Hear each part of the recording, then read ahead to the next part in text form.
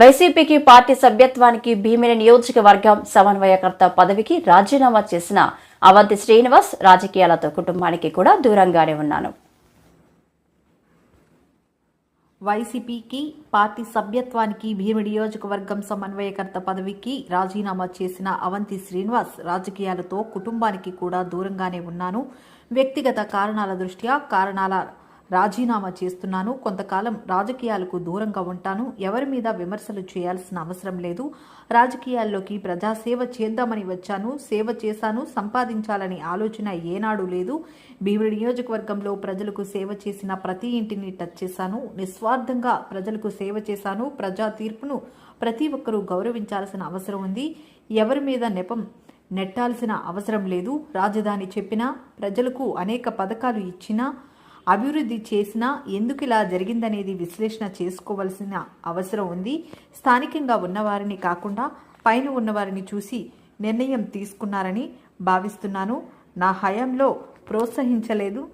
నా హయాంలో నేను ఎలాంటి అవినీతి చేయలేదు, అవినీతిని ప్రోత్సహించలేదు. ఈ ప్రభుత్వం వచ్చిన సంవత్సరం పాటు సమయం ఇవ్వాలి. వారి 6 నెలల నుంచి ఆందోళన, నిరసనలు అంటే కార్యకర్తలు, నేతలు ఇబ్బంది పడతారు. వైసీపీ హయాంలో కార్యకర్తలు, నేతలు ఇబ్బందులు పడ్డారు.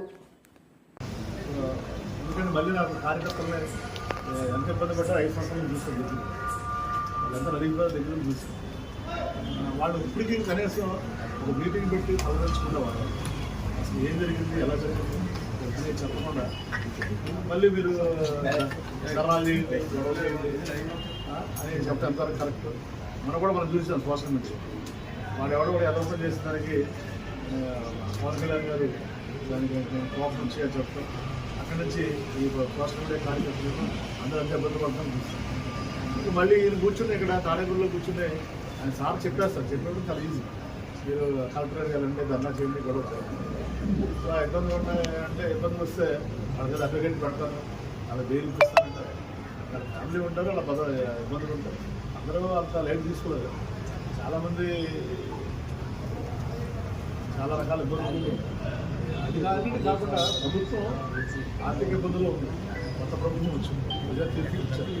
ఇచ్చినప్పుడు ఆర్థిక ఇబ్బందులు ఉన్నప్పుడు మనం ఏదో అప్పుడే ఇలా 5 సంవత్సరాలతో డిసైడ్ చేస్తారు. వాళ్ళు సూపర్ 6 అమలు చేశారా లేదా, వాళ్ళు ఇచ్చినప్పుడు మేనిఫెస్టో అమలు చేశారా లేదా అనేది పీపుల్ డిసైడ్. మనం ఇందులో మ్యాండేట్ ఇచ్చిన దానికి 5 సంవత్సరాలు ఇచ్చారు. రాష్ట్ర గారు చెప్పారు ఏదో అడిగితే సార్ వచ్చారు కూడా చేయలేదు. వాళ్ళు చేయమని 5 సంవత్సరాలు టైం ఇచ్చారు. 5 ఏళ్ళ తర్వాత మీరు అడగండి మనం అని చెప్పాడు ఆయన రాష్ట్ర.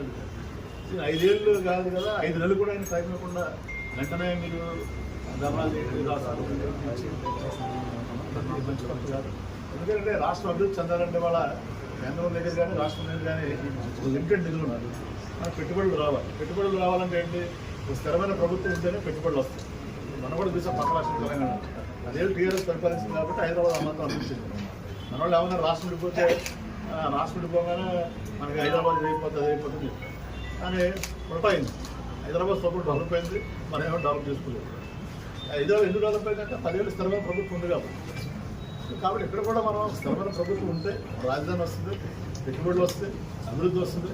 సరే మన రాజకీయ విధానాలు వేయవచ్చు, మన పవర్ అధికారం కోల్పోయిన బాధ ఉండొచ్చు.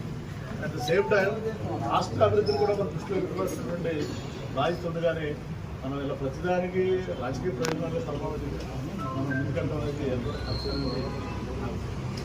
అర్థం కాక దానికోసం అడ్జస్ట్ కాక నేను ఈ రోజున దాంతోపాటు నా వ్యక్తిగతంగా కూడా 5 సంవత్సరాలు నా జీవితాన్ని, కుటుంబాన్ని కోల్పోయి దూరం ఉండడం జరిగింది. సో నాకు ఆ సమస్యలు ఉన్నాయి కాబట్టి మరి గౌరవ పార్టీ అధ్యక్షుడు జగన్మోహన్ రెడ్డి గారికి నా వ్యక్తిగత కారణాలతోటి ఈ రాజకీయాలకి ప్రస్తుతం దూరంగా ఉండాలని నిర్ణయం తీసుకోవడం జరిగింది. మరి దానికి భీమిలి విద్యార్థి బాధ్యతలు కానీ వైఎస్ఆర్ కాంగ్రెస్ పార్టీ ప్రాథమిక సంఘానికి కానీ రాజీనామా చేస్తున్నాను. మరి మీరు ఇచ్చినటువంటి అవకాశానికి ధన్యవాదాలు జగన్మోహన్ రెడ్డి గారికి. నా రాజీనామాను ఆవేదన ఏ కాపీని సార్ చూపించండి సార్. పార్టీ అధ్యక్షుడు అమ్మగారు గారు సెంట్రల్ సార్ చూపించండి.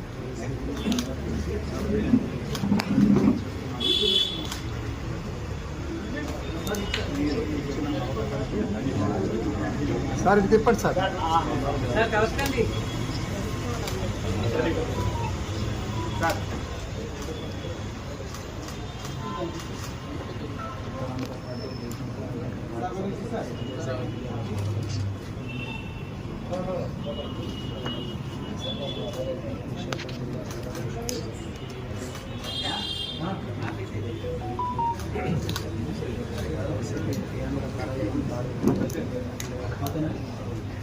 ఓకే ఓకేనా? సరే సార్ ఎంత గ్యాప్ తీసుకోవాలనుకుంటున్నారు సార్ మళ్ళీ నెక్స్ట్ దానికి రాజకీయాలు దూరంగా ఉంటారా లేకపోతే ఎలా ఏ నిర్ణయం తీసుకుంటారు అంటే అది కూడా ఉంది కదా సార్ పెద్ద ఎత్తున ప్రచారం. రాజకీయాల దూరం ఉంటానని ప్రజాసేవలో ఉంటాను. నేను వేరే పార్టీలో మీరు అందుకే ప్రెస్ మీట్ కూడా పెట్టింది. యాక్చువల్ లెటర్లు పంపించవచ్చు. అదే మధ్యలో మన కొంతమంది మీరే మీ ఇష్టం వచ్చినట్టు సర్వాలుతున్నారు. దయచేసి నా మీద అసలే అవ్వద్దు. Media is permanent, Avanthi Srinivasarao permanent. ఏదన్నా నా సంగతి ఓపెన్గా ఉంటారు, ట్రాన్స్పరెంట్ ఉంటారు. మీకు చెప్పే చేస్తాను. ఇప్పుడు నాకు ఏ పార్టీలో చేసే ఆలోచన నాలో రాజకీయ నాకు ఇచ్చిన కాదు.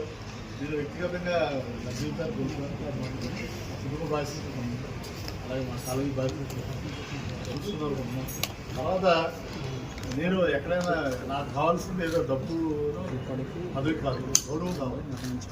గౌరవం ఎక్కడ అక్కడ ఉంటాను కాబట్టి ఏదో అలాంటిది ఉంటే తప్పనిసరిగా ఫస్ట్ మా నాయకుడు రామకృష్ణ ఇక్కడ రామకృష్ణ సార్